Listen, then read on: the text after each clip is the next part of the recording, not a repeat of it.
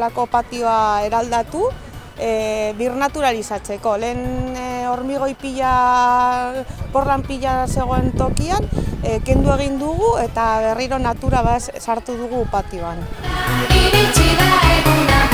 Orain dela 2 urte terdi baino gehiago hasi genuen, Globus Vermell Kataluniako erakunde batekin, eta gero hemen lan pila bat egin dugu eskolako eragile guztiak, udaletxeak, prozesuan diseinua egiteko lehenengo, dirua bilatzeko gero, eta orain ere obra gauzatzeko. Ez du, sekula maite zaitu. Oso pozik eta gainera garrantzitsuena erabilia izango dela espazioa.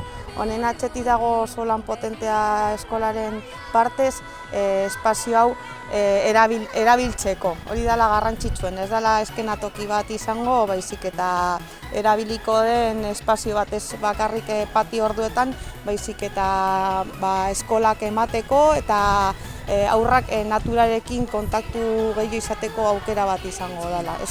Hezkuntzarekin bat izango den proiektu bat da.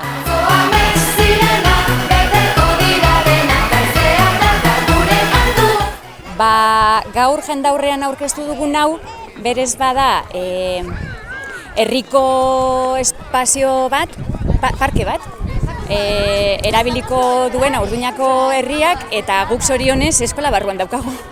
Orduan eskola orduetan aukera izango dugu erabiltzeko modu ezberdinetara, jolas librean eta baita ere gero ikasteko aukera emango digu. Horretan ibili gara pentsatzen, izan dezan baita ere helburu pedagogikoa. Gaurko aurkezpen momentu hau ikusita, itzela.